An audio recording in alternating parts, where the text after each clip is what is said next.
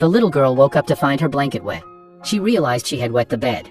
This was bad news since she was staying at her uncle's house. If her cruel aunt found out, she'd be kicked out for sure. To avoid getting caught, the girl pretended to keep sleeping and skipped breakfast. Nobody in the family cared whether she lived or died. Her aunt was actually happy about it since it saved some food. Only her uncle came in to check if she was sick. After everyone left the house, the girl carefully got out of bed. But her sharp-eyed aunt still spotted her. This immediately earned her a harsh scolding. Facing her angry aunt, the girl quickly apologized. She begged her aunt not to throw her out. After much pleading, her aunt reluctantly agreed. But the girl had to wash the blanket herself. The girl cried in distress. She couldn't help thinking about her late mother. After dragging her small body through washing the blanket, she finally got to eat the completely cold breakfast. Right then, her bladder infection flared up. She went to the pharmacy and asked the clerk for some medicine. The clerk touched her head and realized she had a fever.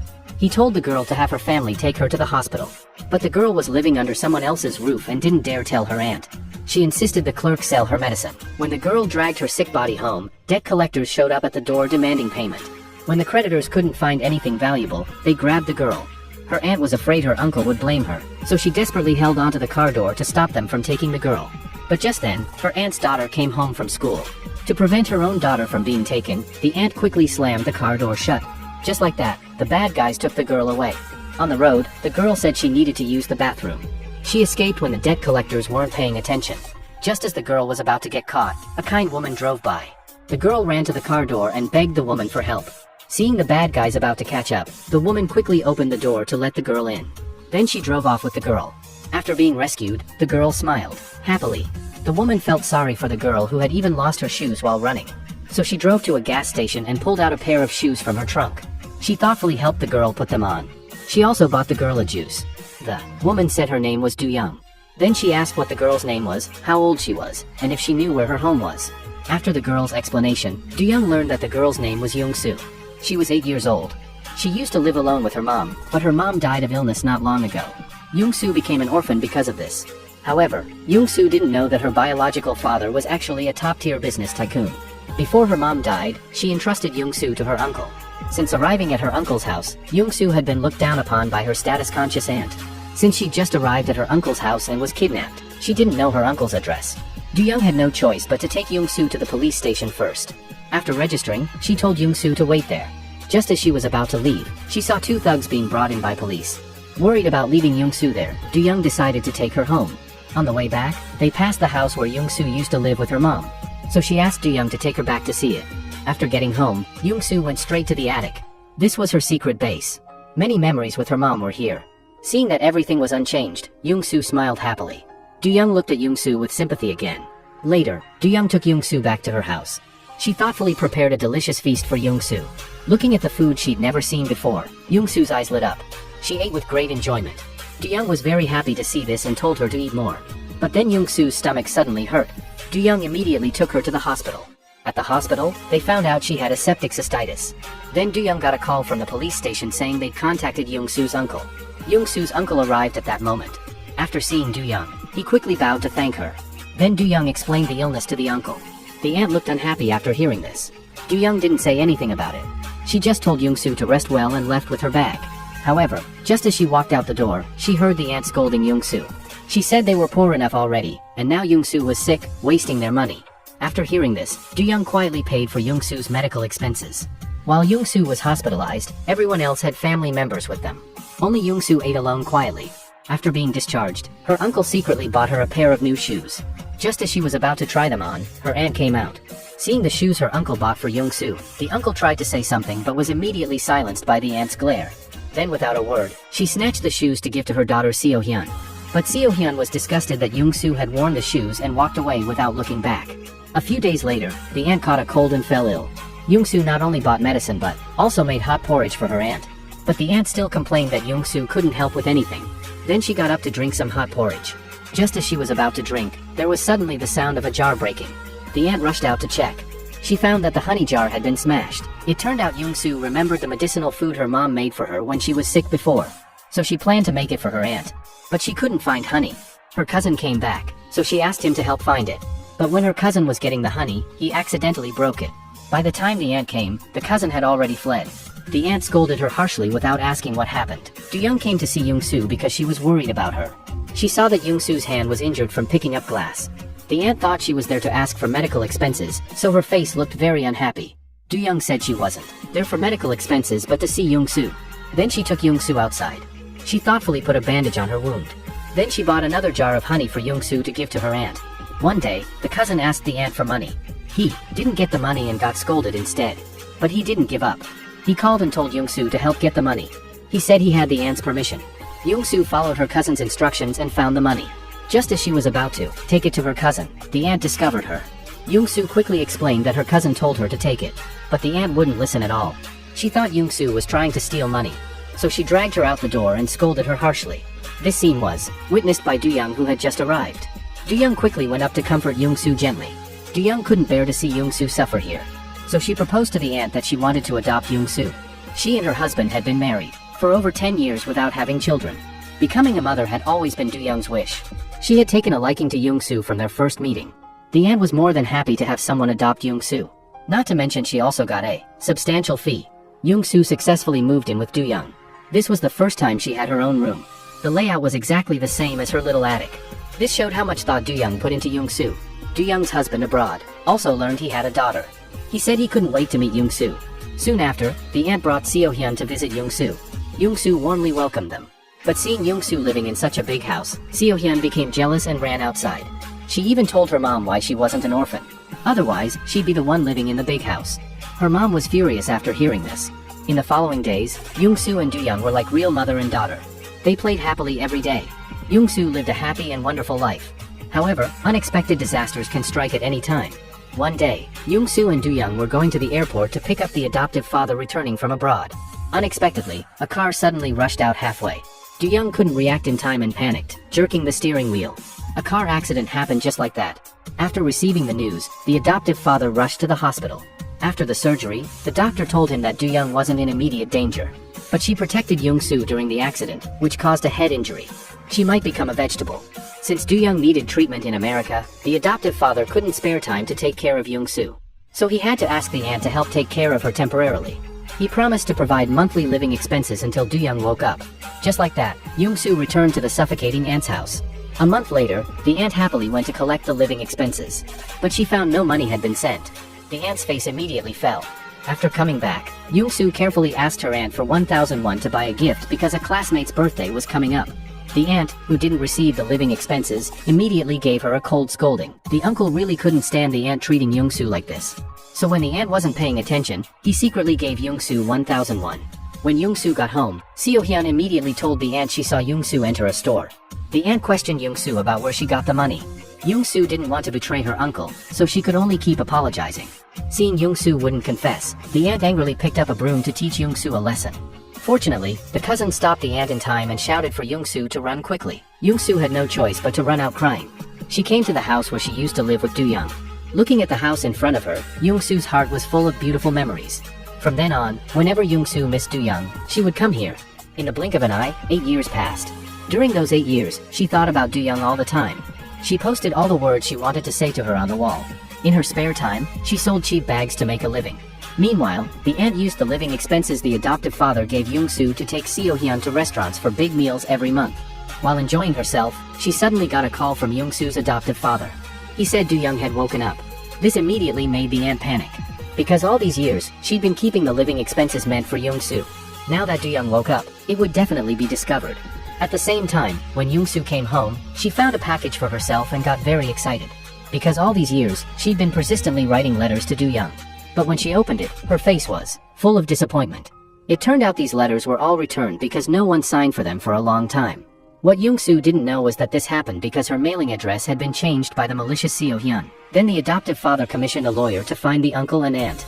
He said he wanted to take Young-soo to America to live together. Although Do-young had woken up, the car accident's after effects made Do-young lose her memory from that time. Taking Young-soo there to live together would help Do-young recover her memory. Just then, Seo-hyun came back. The lawyer asked if this was Young-soo. The aunt quickly answered that she was Young-soo. It turned out that hearing Do-young had amnesia, the aunt immediately had evil thoughts. She decided to let Seo-hyun replace Young-soo and go to America to live a carefree life. Seo-hyun was already jealous of Young-soo, so she decisively decided to replace Young-soo and go to America. When Young-soo came home that night, Seo-hyun immediately asked her indirectly about the details of living with Do-young. Young-soo didn't have much guard up and told Seo-hyun everything without hesitation. Soon after, Seo-hyun successfully boarded the plane to America. On the way, she kept looking at what Young-soo had said, afraid of making any mistakes. Meanwhile, Young-soo was still waiting for Do-young's return. Another 8 years passed. During this time, Young-soo became obsessed with bags. She even opened a shop selling bags on the street. To understand international trends, she often went to the airport to photograph various designer bags people carried. One day, she saw a perfect backpack. So she boldly went up to ask if she could borrow it to take a few photos. The man had never received such a request before. Although a bit impatient, he still agreed to let Young-soo photograph the bag for 10 seconds. After Young-soo took the bag, she immediately started taking continuous shots. After finishing, she left satisfied. But just as she was leaving, she saw someone who looked very much like Do-young sitting in a car. Young-soo's eyes widened immediately. She wondered if she was seeing things. Just as she was about to catch up for a closer look, a man stopped her. It turned out the man's wallet was missing. So he suspected Young-soo, who had touched his bag, had stolen it. But after a search, they didn't find his wallet. Just then, someone brought in 2 thieves. The man's wallet was among them. The situation immediately became awkward. But the man still suspected Young-soo was their accomplice. Young-soo was so angry she almost cursed. On the other side, Do-young rushed back from abroad because her grandfather suddenly became critically ill. Seo-hyun came with her. Coincidentally, the father's treating doctor was the doctor who tried hard to save Do-young back then. Seeing Seo-hyun beside Do-young, he mistook her for Young-soo from back then. Because Young-soo's heartbroken appearance had left a deep impression on him. Feeling guilty, Seo-hyun didn't know what happened then and could only lower her head speechlessly. Later, Do-young returned home. She immediately saw the wall covered with sticky notes. Seo-hyun was shocked, thinking she was about to be exposed. But unexpectedly, after seeing the notes, Do-young thought Seo-hyun in front of her had written them. She hugged her and cried bitterly. After some time, Seo-hyun returned to her old home. Facing her biological mother whom she hadn't seen in years, Seo-hyun wasn't as excited as imagined. Instead, she wanted to completely sever ties with her mother. Her mother quickly asked why.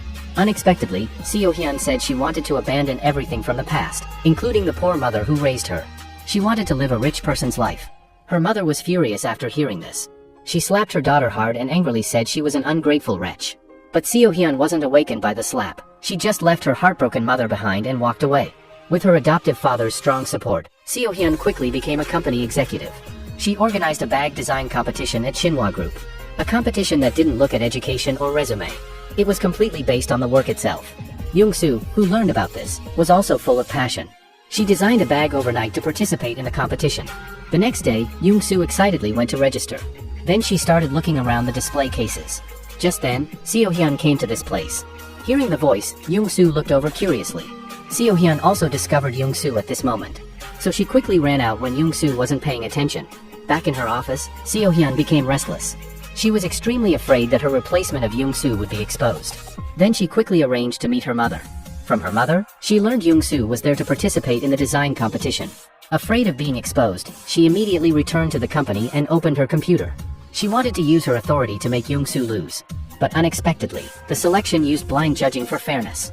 She had no idea which design was Young-soo's, so she could only hope Young-soo's ability was insufficient and she'd lose. But Young-soo was extremely talented. She passed all the rounds smoothly and entered the finals. For the upcoming interview, Young-soo asked her uncle to help find some leather samples. The uncle excitedly agreed without noticing his wife's nervous expression. One day, when Do-young was changing bed sheets, she accidentally found the letters Young-soo had written to her back then. Looking at these returned letters, Do-young felt sorry for young Young-soo. The adoptive father Chung-wook beside her said he did write down the correct address back then. He didn't know where the error occurred. Feeling guilty, Seo-hyun was afraid the truth would be exposed. She wanted to collect these letters. But unexpectedly, Do-young said these letters might help her recover her memory. She promised to reply to them one by one in the future. This made Seo-hyun, who was constantly afraid of being exposed, feel immense pressure. What made her even more worried was that her mother came to tell her Young-soo had entered the finals. She could only tearfully seek her mother's help. So that night, the evil aunt secretly entered Young-soo's room and destroyed her work for the finals. The next day, Young-soo, still unaware, came to the competition venue full of anticipation. When checking her work, she was horrified to find the sample had disappeared. There was only half an hour left before the interview. Young-soo anxiously told her cousin about the situation. The cousin didn't dare delay. He grabbed his things to deliver them to Young-soo. The aunt immediately stopped him and desperately stalled for time. The cousin was extremely anxious about this. Fortunately, he finally shook off his mother. Then he didn't dare stop for a moment and rode his small motorcycle speeding on the road. But just as he was about to reach his destination, he had an accident. Seeing time was running out, Young-soo immediately ran to the supermarket. She picked out a few tools she could use and rushed to the company bathroom to start making simple samples. First, she cut the yellow crossbody bag, then made a hole in the green wallet. The women nearby were amazed by her operation. Although she barely managed to make something, she was still missing a rare material. So she rushed out to find it. She accidentally bumped into the male lead Jin-hoo passing by. But she suddenly discovered Jin-hoo's tablet leather case was the material she urgently needed. So Young-soo couldn't care about anything else. She directly pulled the confused Jin-hoo into the women's bathroom. Then she frantically cut off the tablet leather case and completed her work. Before leaving, she didn't forget to leave her business card, promising to compensate Jin-hoo. Finally, she arrived at the exam room at the last moment. But she was surprised to find that 2 of the judges had conflicts with her before, and one looked exactly like her cousin. But since her cousin changed her name after being adopted by pretending to be Young-soo, Young-soo just thought she had mistaken her for someone else. Due to the loss of samples and Seo-hyun's deliberate targeting, Young-soo unsurprisingly didn't pass the final test. Feeling down, Young-soo took the bus to Do-young's villa as usual. Because today was the day Young-soo and Do-young agreed to meet every year. Sitting by the sea feeling the breeze, as long as she thought about the beautiful memories with Do-young, Young-soo's heart felt a little better. One day, Young-soo went to her friend's luxury bag shop. She wanted to know how much the tablet leather case she cut was worth. When her friend took out the same limited edition tablet leather case and told her the price, Young-soo was shocked. This price would take her decades of salary to afford. But as the saying goes, what you fear will come. Using the business card Young-soo left, Jin-hoo found Young-soo, who was setting up a stall in the underground mall. But he inadvertently saw the photo nearby and recalled his first meeting with Young-soo years ago. At that time, Jin-hoo thought Young-soo was selling copied bags. But when he saw the evidence Young-soo produced, he couldn't help but admire Young-soo's talent. He immediately decided not to require Young-soo to compensate. Young-soo immediately smiled happily after hearing this. But then Jin-hoo said the condition was that Young-soo had to make a tablet case that satisfied him. After saying this, he handed over the leather case. Young-soo immediately took out a ruler and started designing. Just as Young-soo was immersed in designing, another judge Min-ki also came to her. It turned out he really recognized Young-soo's design concept. While giving encouragement, he also hoped to communicate with Young-soo often. Young-soo happily agreed. Meanwhile, Seo-hyun, to completely get rid of her past identity, proposed to Do-young and her husband that they move. Do-young indulged Seo-hyun and agreed to design a tablet case that satisfied Jin-hoo as soon as possible. Young-soo was working day and night. After finishing, she arranged with Jin-hoo to meet at a delivery location. When Young-soo arrived, she found it was a bar. Not wanting to go in, Young-soo could only call Jin-hoo to come out. Who knew that after Jin-hoo got the item, he directly pulled Young-soo inside. After taking out the bag case she made and carefully looking at it, he said he wasn't satisfied with the tablet case Young-soo designed. He asked Young-soo to make a new one. Young-soo had no choice but to take it back to redo it. But just then, Young-soo suddenly had a nosebleed for no reason. Feeling something was wrong, she immediately ran out. Jin-hoo also chased after her in his car out of concern. Then, regardless of Young-soo's refusal, he insisted on driving her home. Due to working all night and feeling unwell, Young-soo fell into a deep sleep as soon as she got in the car. The next day, Young-soo was designing Jin-hoo's tablet case at her stall as usual. Just then, her cousin suddenly ran over and told everyone bad news. The owner of this market had gone bankrupt and fled with the money. All these shops would have to close, and the deposits they paid before couldn't be refunded. After hearing this news, the aunt fainted on the spot. Young-soo had no choice but to set up a street stall with her cousin. Just when business was good, the city management came. Young-soo, knowing she'd be fined if caught, immediately packed everything and ran. Just then, a car stopped beside her. When she was confused, she found it was Jin-hoo. Seeing her being chased by city management, Jin-hoo immediately called Young-soo to get in the car. Seeing city management about to catch up, Young-soo couldn't care about anything else and got into Jin-hoo's car. During their conversation, Jin-hoo learned about Young-soo's current situation. He immediately offered to let Young-soo work part-time at Shinhwa Group. Young-soo, who had always longed for Shinhwa Group, was extremely excited. She quickly asked Jin-hoo if it was true. After getting a positive answer, she immediately thanked Jin-hoo. Then she went back to prepare. The next day, Young-soo finally successfully joined the company. Just as a colleague was enthusiastically introducing her workstation, Seo-hyun suddenly walked in. Hearing the commotion, Young-soo turned around and immediately recognized the person in front of her as her cousin Seo-hyun. Seo-hyun, seeing Young-soo recognize her, became even more afraid of being exposed. But since Young-soo was specifically arranged by Jin-hoo, Seo-hyun didn't have a suitable reason to fire Young-soo. Since she couldn't avoid it, she had to face it head-on. Seo-hyun took the initiative to acknowledge Young-soo. Young-soo was so shocked her eyes almost popped out. But her cousin remained calm and asked Young-soo if she hadn't recognized her yet. Young-soo was happy to see her cousin after so many years. But she was still puzzled and asked, "Since you recognized me, why did you pretend not to know me before?" Her cousin, seeing she couldn't hide it, could only say she was adopted. Young-soo was very confused after hearing this. Since her uncle and aunt were both alive, why would she be adopted? Her cousin started making up lies, saying when she was studying abroad, she met her current adoptive parents. Thanks to them, she had her current position. Then the scheming cousin directly said Young-soo should leave Shinhwa Group. Young-soo looked incredulous, not knowing why her cousin wanted to drive her away. Young-soo's heart was very complex. She didn't expect that the aunt, who always valued money like her life, also started advising her to give up this excellent job. The uncle beside her really couldn't listen anymore. He turned and left the house. Young-soo also followed him out. Then the uncle told Young-soo to just follow her heart. On the other side, Seo-hyun just got home and found a letter on the table. After opening it, she found it was written by Do-young. It said that on her way to the hospital today, she recalled the scene of their first meeting. After reading it, Seo-hyun's heart, which had just settled, immediately became anxious again. What she didn't expect was that Young-soo, whom she considered naive and childish, despite being blocked by everyone, still refused to give up this internship job. This made her even more uneasy. Then Seo-hyun called Young-soo over again and questioned why she still came to the company. Young-soo explained that because the shop was taken back and she couldn't set up a stall, and for her dream of becoming a famous designer, she couldn't possibly leave. After hearing this, Seo-hyun smiled contemptuously. Then she said no matter what, she would definitely find a way to drive Young-soo away. Young-soo didn't know why Seo-hyun had so much hostility toward her and could only respond in silence. Young-soo walked on the road with a heavy heart, not even noticing Jin-hoo's appearance. It turned out Young-soo's phone was malfunctioning and would shut down randomly. Unable to find her, Jin-hoo had to stop Young-soo and urge her to quickly compensate for his tablet case.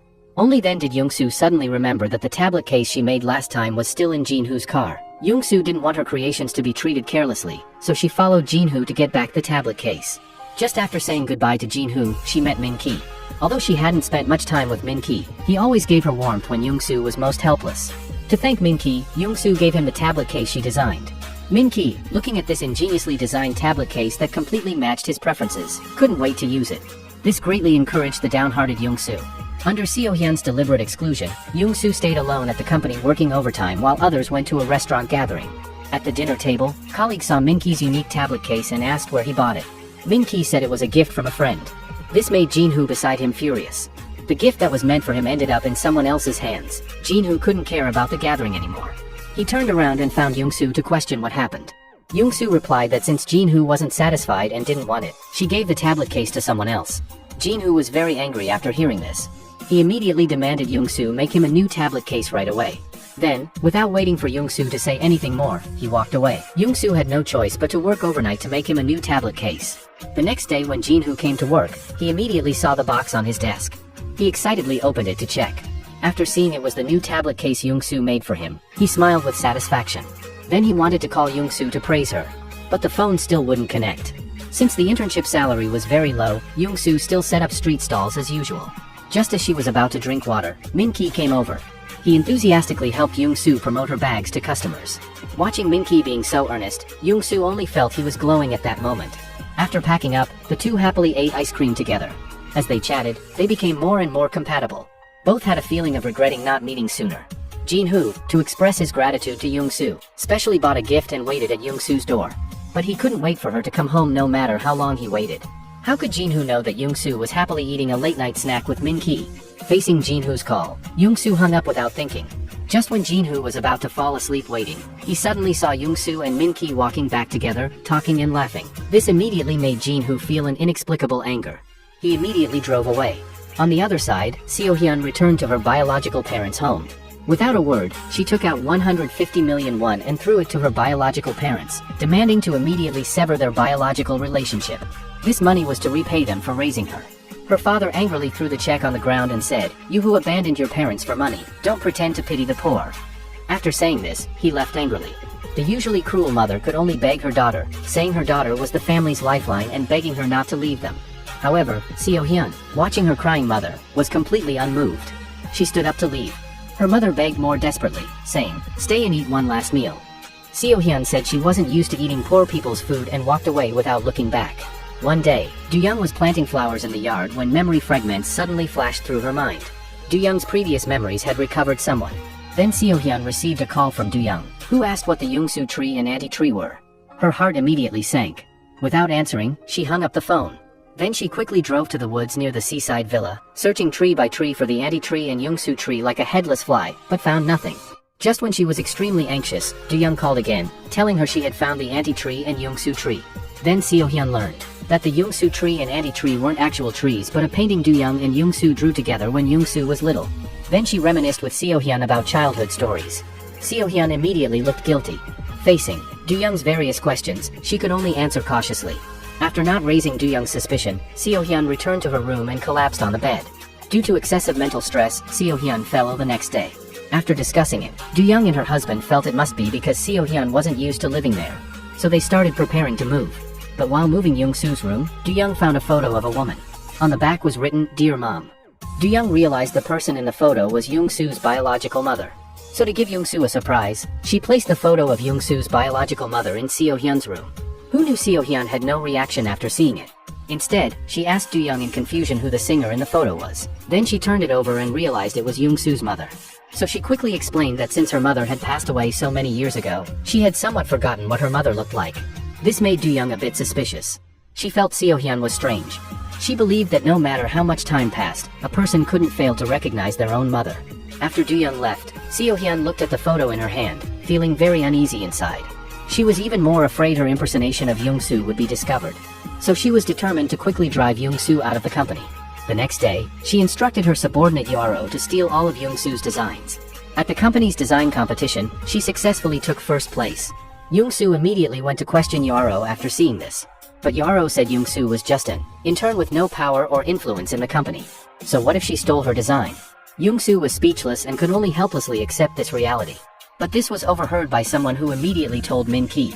Min-ki was immediately furious. After hearing this, he found Yaro to question her. When Min-ki presented the evidence, the smile on Yaro's face immediately disappeared. With the evidence clear and under Min-ki's interrogation, Yaro finally admitted to the theft. So the company held a hearing on this matter. But when the executives questioned Yaro, she flatly denied stealing. This shocked Min-ki.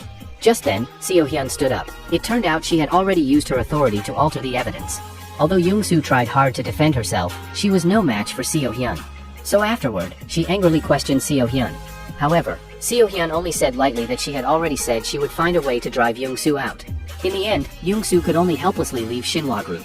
With nowhere to go, Young-soo could only find her best friend to complain. But she didn't know that Jin-hoo and Min-ki were searching the streets for her at that moment. Finally, in the evening, Young-soo, drunk, came home with her best friend. Jin-hoo, who had just come out of Young-soo's house, also found her. He immediately looked speechless. Then the two chatted on the side. Then Jin-hoo took out a photo from his pocket. Seeing the photo in front of her, Young-soo's eyes widened in surprise. It turned out the two had already met 8 years ago. After saying this, Jin-hoo got in his car to leave and told Young-soo to go home and rest quickly. Just then, Min-ki sent Jin-hoo a message asking if he had found Young-soo. Looking at the message in front of him, Jin-hoo made a decision in his heart.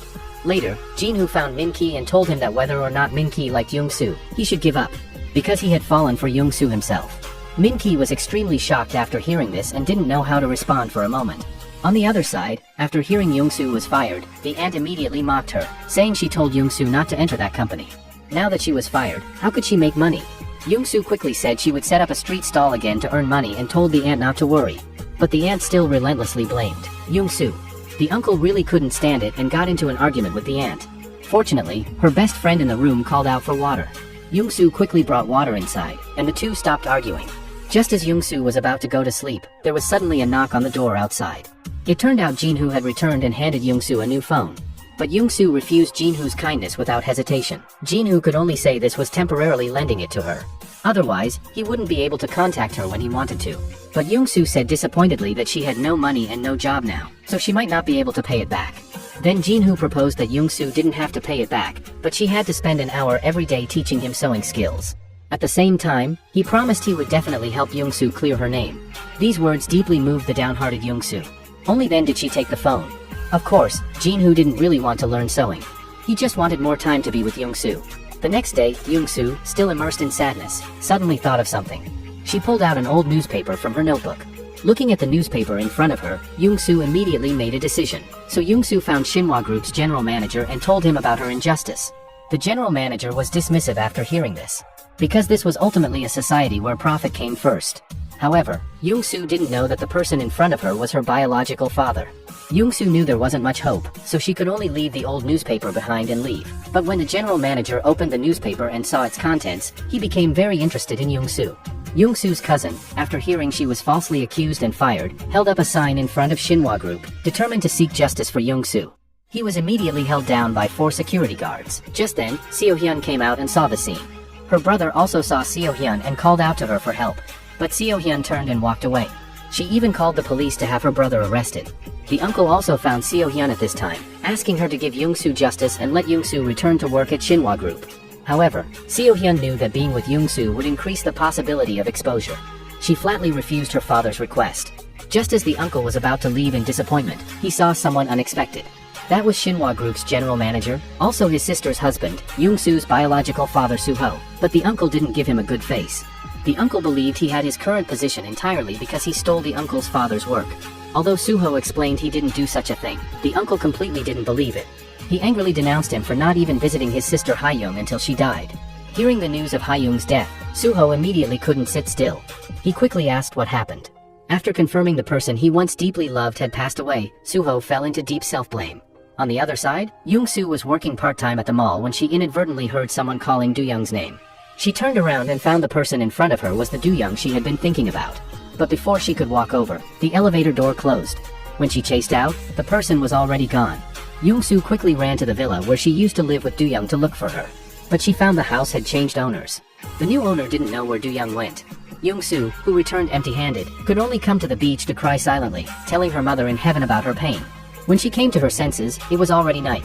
She found Min-ki had appeared beside her at that moment. Seeing the exhausted Young-soo, Min-ki decisively took her to eat something to restore her strength. After learning she saw Do-young today, he immediately promised to help search. Young-soo felt better after hearing this and thanked Min-ki. Soon after, Min-ki found Do-young's current residence through a friend. Seeing the house number, he was very surprised. This was actually Seo-hyun's home. Seo-hyun, who had just gotten off work and returned home, was also surprised to see Min-ki at her door. Just as she was about to go up and ask, Min-ki asked her first if she had lived in Yongsan Island before moving here, if her mother was also a painter, and if she had known Young-soo a long time ago. The series of questions made Seo-hyun panic. Just when Seo-hyun didn't know how to answer guiltily, Do-young appeared in time to interrupt them. Seo-hyun also quickly found an excuse to run into the house. On the other side, after Young-soo got home, she also told the aunt about meeting Do-young. The aunt immediately became nervous and deliberately probed whether she had recognized Do-young. Hearing Young-soo say she lost her, she breathed a sigh of relief. Then the aunt came to Do-young's house. After finding Seo-hyun, she immediately told her about this. This made Seo-hyun's heart tighten immediately. Hearing Young-soo had lost her, she breathed a sigh of relief. Seo-hyun knew she couldn't sit still. So she found Min-ki and told him a lie.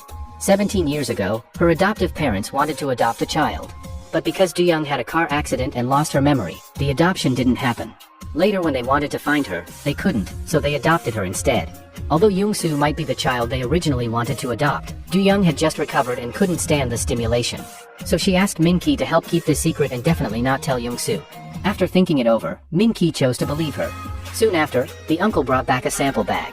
He said if they could make 100 of them within a day that passed the other company's inspection, they would have a stable customer in the future. The whole family was very happy and prepared to roll up their sleeves and start working immediately. Just as the family was working hard, Jin-hoo came to learn bag making from Young-soo. Young-soo looked at him, free labor had just arrived. So Jin-hoo naturally joined in. With Jin-hoo's addition, they successfully made the leather bags in less than half a day. Jin-hoo even drove Young-soo to the destination. After inspection, the customer was very satisfied with the leather bags and decided to have long-term cooperation with Young-soo's family. Hearing this news, Young-soo was so happy she couldn't stop smiling. She immediately jumped up and down to tell Jin-hoo the news. Jin-hoo said this was expected. Just then, Min-ki called to ask Young-soo to meet. Young-soo agreed to go to the appointment immediately. Jin-hoo became very jealous after hearing this and drove away immediately, leaving Young-soo alone and confused. Young-soo met Min-ki thinking there was good news, but was told that Do-young had amnesia and adopted another child as Young-soo. And excessive stimulation might worsen her condition. Although she found Do-young, whom she had waited 17 years for, Young-soo finally chose not to recognize Do-young out of concern for her health. With her beliefs collapsed, Young-soo cried all night and then got sick. On the other side, Jin-hoo was still working hard to clear Young-soo's name. Suddenly, he seemed to think of something. So he immediately decided to expose the company's plagiarism scandal. As expected, the next day, the company was in complete chaos. After seeing the news, Young-soo immediately understood this was Jin-hoo's doing. So she rushed to the company. But she ran into her cousin Seo-hyun, who was arm in arm with Do-young passing by her. Young-soo immediately felt greatly deceived and was shocked to the point of being unable to move. She sat in the car in a daze. At this moment, she finally understood why Seo-hyun suddenly went abroad to study 10 years ago, and why she deliberately asked her about her adoptive mother's information before leaving. And why, after meeting her again, Seo-hyun had been trying every way to drive her away. It turned out all of this was to impersonate her. As soon as she got home, the aunt started blaming her again. The uncle came out hearing the commotion to tell the aunt not to always make things difficult for Young-soo. Seeing the uncle like this made Young-soo even more unable to hold it in. She asked them why they let Seo-hyun replace her and go to Do-young's house. The aunt immediately panicked and dropped the vegetable basin. The uncle was extremely ashamed facing Young-soo's questioning. The aunt came to her senses and immediately went up to shamelessly tell Young-soo that her daughter Seo-hyun was originally better than Young-soo. Of course, she was more suitable to live in a rich family. And Young-soo was an orphan anyway, so she should live a poor life. The uncle scolded the aunt to shut up after hearing this. He pulled Young-soo, wanting to go to Do-young's place to tell the truth and let her return to her original position. The aunt panicked and blocked the door, begging Young-soo to forgive Seo-hyun. But thinking about how the aunt had targeted her all these years, Young-soo said she would never forgive the aunt. On the other side, Seo-hyun soon received a message from the aunt, learning that Young-soo knew the truth. She was extremely panicked. Just as she was about to call to find out clearly, she was horrified to find Young-soo standing not far away watching her. The two came to a riverside. Young-soo asked Seo-hyun why she replaced her, making her live in self-blame for 17 years. But she stole the happy life that belonged to her. At this time, Seo-hyun was still making excuses. She thought Young-soo could live happily no matter what. But she couldn't, because she hated that poor family so much. Living in such a family would make her life worse than death. She would only be happy living in a rich family. Young-soo couldn't understand this robber's logic. She wanted to tell Do-young the truth. Seo-hyun said she didn't care, except that Do-young's body hadn't fully recovered and couldn't stand such stimulation. She clearly believed that kind Young-soo couldn't possibly expose her regardless of Do-young's health. Young-soo was completely enraged and slapped Seo-hyun hard. Who knew just then, Seo-hyun's chest suddenly hurt severely and she fell to her knees. Kind Young-soo ultimately couldn't bear it and sent her to the hospital. Do-young and her husband soon arrived. Young-soo watched Do-young care so much about Seo-hyun, feeling mixed emotions. How much she wanted to go forward and recognize her. But for Do-young's health, she ultimately held back. After deep consideration, she couldn't continue living at her uncle's house and planned to leave. Although the uncle tried hard to persuade her, Young-soo had made up her mind. Who knew that after learning kind Young-soo didn't go to Do-young to tell the truth, the aunt immediately became bitter again. She told Young-soo not to be ungrateful. After all, they had taken her in as an orphan back then. And Seo-hyun also promised to send Young-soo abroad to study. So Young-soo had no losses. The uncle immediately scolded the aunt to shut up after hearing this. Young-soo couldn't listen anymore. Then, regardless of the uncle's attempts to keep her, she resolutely left them. Do-young, who was accompanying Seo-hyun in the hospital, got bored and picked up Seo-hyun's phone to watch a movie. But unexpectedly, she saw Young-soo's name in the contact list. So she called with confusion.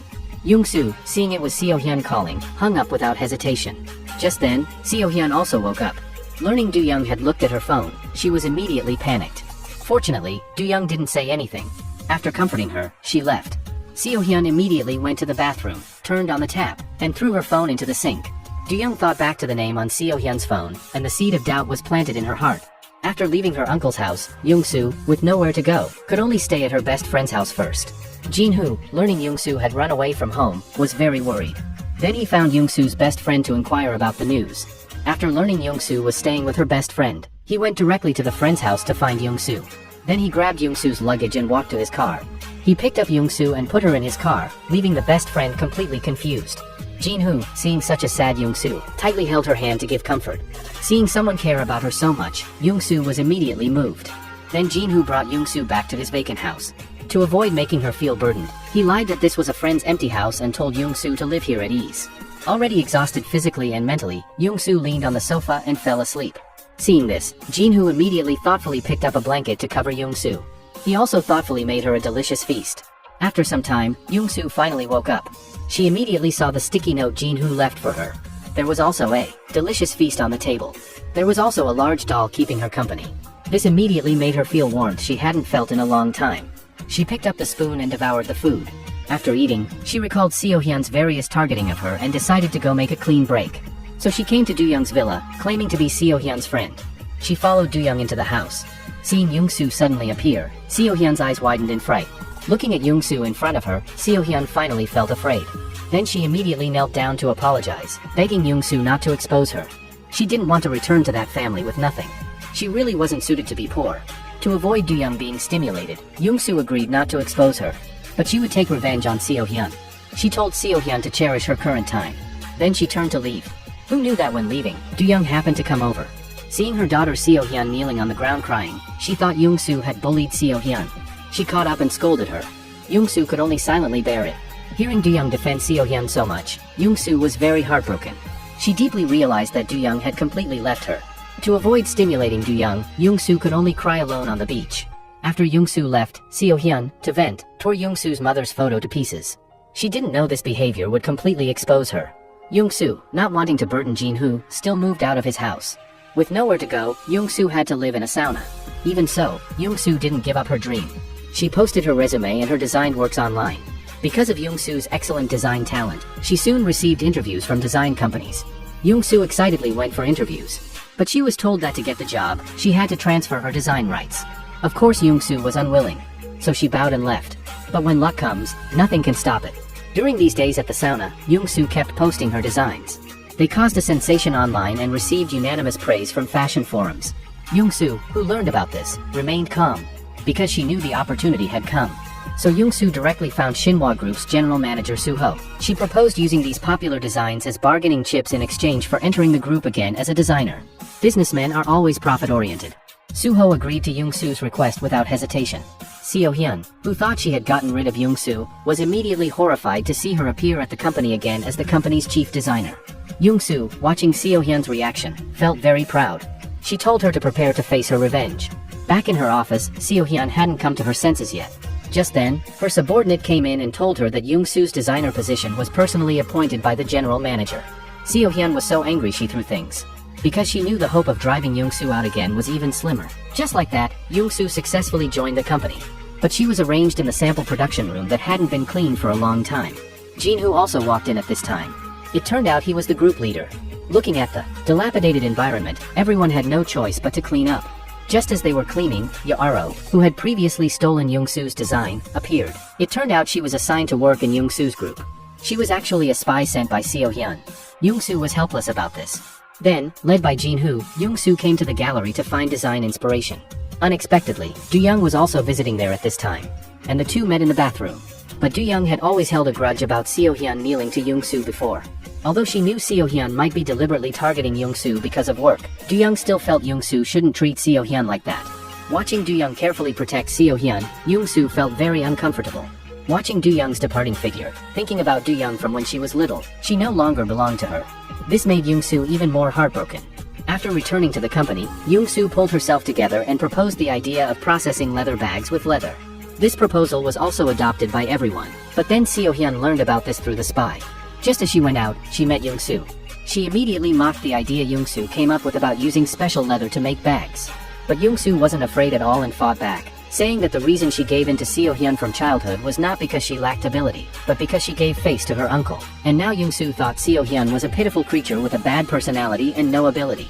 After Young-soo finished speaking, she left gracefully. On the other side, the uncle finally couldn't help it. He wanted to find Seo-hyun's adoptive father to tell the truth. Although the aunt tried hard to stop him, she couldn't. So the aunt called Seo-hyun to report the news. After hearing this, Seo-hyun panicked so much she started stuttering. She immediately rushed to the adoptive father's company with utmost urgency. Just as the uncle was about to tell the truth, Seo-hyun arrived in time to stop him. Then she lied that the aunt was injured and told the uncle to quickly go with her to see.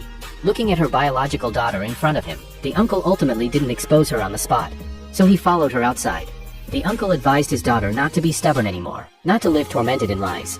But Seo-hyun was unwilling to give up all this. She would rather use more lies to cover up. Seeing his daughter so stubborn, the uncle was so angry his high blood pressure flared up. But in the end, he still chose to help Seo-hyun continue to hide it. Yesterday, the adoptive father heard Seo-hyun say the aunt was injured. So he came to the aunt's house to visit. But he happened to run into Young-soo, who was home getting clothes. He also helped Young-soo pick up the work ID that fell on the ground and called out to Young-soo. But when he saw the name on it, he was immediately shocked. Just as Young-soo took the work ID and was about to leave, she was called back by the adoptive father. He asked, "Is your name Young-soo?" Young-soo replied yes. So that night when he got home, the adoptive father told Do-young about this. Do-young also became quite suspicious on her end. It turned out that when she was helping Seo-hyun clean her room today, she accidentally found a sachet. Inside was surprisingly Young-soo's mother's photo, torn to pieces. Do-young was shocked. After hearing this, the adoptive father became even more suspicious. On the other side, at the new product appraisal meeting, Young-soo and Seo-hyun each explained their designs. Unfortunately, the review panel favored Seo-hyun's design more. Fortunately, the online appraisal results were neck and neck. This made Young-soo feel gratified. But Seo-hyun felt dissatisfied. She arranged for people to sell counterfeit versions of Young-soo's designed leather bags in large quantities on the market. This led to Young-soo being investigated by the company for design leaks. The craftsman who made the leather bags was also taken by the police. Unexpectedly, the craftsman insisted it was Young-soo who told him to promote them to the market. Young-soo knew the craftsman's character. He must have been bought off to say this. She hoped the police would investigate and clear her name. Just when Young-soo was frustrated, Jin-hoo found her and said he liked her. He said he went crazy for Young-soo every day. He hoped Young-soo would think about it and give him a response. Then he left, leaving Young-soo there looking confused. The next day, Young-soo called Jin-hoo over and told him to just pretend she didn't hear what he said yesterday. She didn't even know what Jin-hoo liked about her. Jin-hoo looked helpless after hearing this. He said, does a person need a reason to like another person? Isn't it enough to just like them? He didn't accept Young-soo rejecting him for this reason. He hoped Young-soo would think it over again before giving him an answer. All of this was heard by Seo-hyun hiding in the dark. Seo-hyun was very puzzled about Jin-hoo confessing to Young-soo. But prideful as she was, she forcefully ordered Young-soo to leave Jin-hoo. After all, she was the winner of the design competition. But Young-soo retorted that who she liked was her freedom. Seo-hyun had no right to interfere. However, she still underestimated Seo-hyun's shamelessness. Then she found Jin-hoo. She didn't hesitate to expose her identity as Young-soo's cousin. Then she turned black and white upside down, saying everything Young-soo did was to get revenge on her. Whether it was the chance meeting with Jin-hoo at the airport or later joining Shinhwa Group, it was all designed by Young-soo in advance. Jin-hoo was completely devastated after hearing this. Seo-hyun thought Jin-hoo wouldn't help Young-soo anymore. But when he recalled the scenes of their meetings, he still extended a helping hand to Young-soo. Seeing her plan fail, Seo-hyun went to find the chairman. She said the last plagiarism scandal was done by Jin-hoo for Young-soo. She also hypocritically said that because she liked Jin-hoo, she worried about his future and said these things. As Jin-hoo's grandfather, the chairman was indeed deceived. So he called Young-soo and forced her to break up with Jin-hoo. Young-soo had no choice but to agree. But she demanded to get back her design rights. Jin-hoo's heart was extremely pained. He couldn't believe Young-soo would give him up for profit. On the other side, Seo-hyun's good days were about to end. The adoptive father, suspicious, had his secretary investigate the aunt's family. Through investigation, he found that the current Seo-hyun at home was very likely not the real adoptive daughter, but the uncle's biological daughter. And the Young-soo he saw at the uncle's house that day was his real adoptive daughter. Because the identity card number of the aunt's biological daughter was exactly the same as Seo-hyun's. Do-young heard all of their conversation. She was very shocked by this. Her beloved daughter had told such a big lie. Seeing Seo-hyun suddenly come back, Do-young felt very depressed inside. She coldly turned and left. At this time, Seo-hyun still didn't know her lie had been exposed. She thought something big had happened at home. The next day, the adoptive father called Young-soo's uncle to the office, wanting him to confess himself. The uncle knew this day would come sooner or later. Then he knelt directly in front of the adoptive father, admitting that because of his momentary greed, he sent his biological daughter to the adoptive father's home. After learning the truth, Do-young completely broke down. Recalling the scene of meeting Young-soo a few days ago, she not only didn't recognize Young-soo at that time, but also blamed Young-soo because of some disputes between Seo-hyun and Young-soo. Thinking about these things, Do-young couldn't help but cry out loud. She said she wanted to immediately sever ties with Seo-hyun, but her husband stopped her and told her to give Seo-hyun a chance to confess herself. After all, they had raised Seo-hyun for so many years. All of this was heard clearly by Seo-hyun outside the door. Learning her identity was exposed, she immediately panicked, and her heart hurt again. Then Do-young felt she couldn't wait another moment. So she immediately went to find Young-soo to recognize her. Do-young called Young-soo's name. Young-soo turned around incredulously after hearing it. Do-young said she was Aunt Do-young, the Do-young that Young-soo thought about every day. After hearing Do-young say this, 18 years of longing and grievances surged up in an instant. Tears flowed uncontrollably. After waiting bitterly for 18 years, the two finally recognized each other again.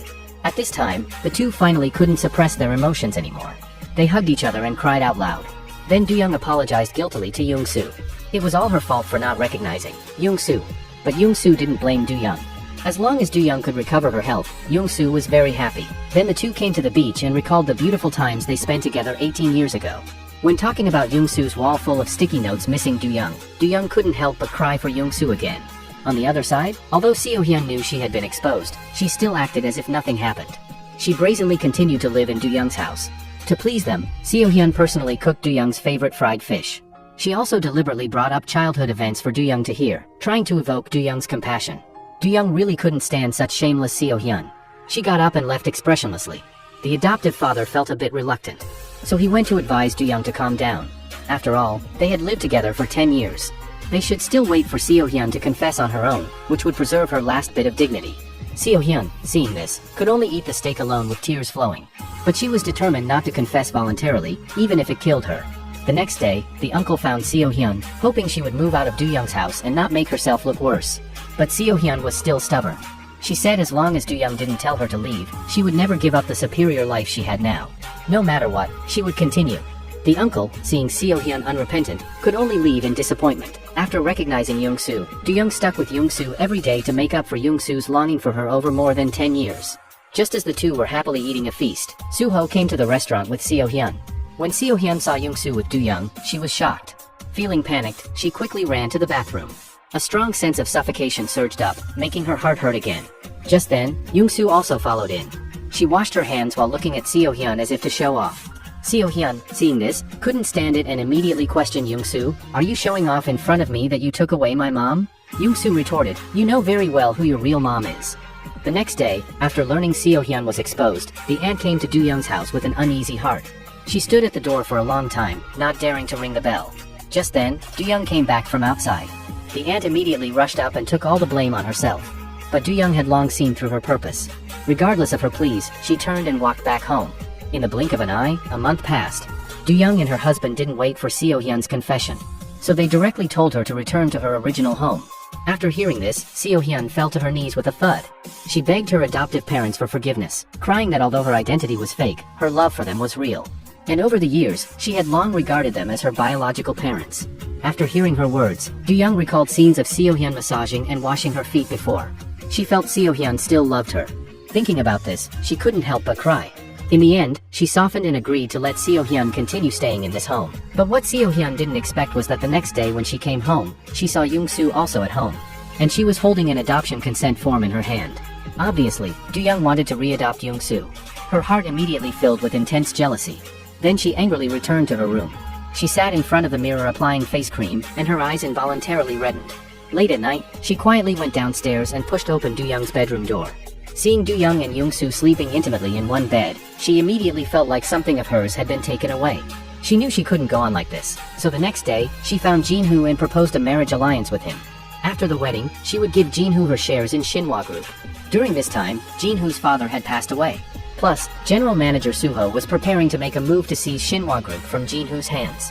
So Jin-hoo agreed to Seo-hyun's request. The news of Jin-hoo and Seo-hyun's engagement spread widely through the media. Young-soo, learning about Jin-hoo's engagement, couldn't sit still anymore. She found Jin-hoo to ask if he was getting revenge on her. But Jin-hoo, having believed Seo-hyun's lies, said Seo-hyun was the same as Young-soo. Both were with him out of need. Young-soo listened to Jin-hoo's heartless words, feeling very pained inside. Jin-hoo suppressed his impulse and watched Young-soo leave. But soon he heard the truth from someone else.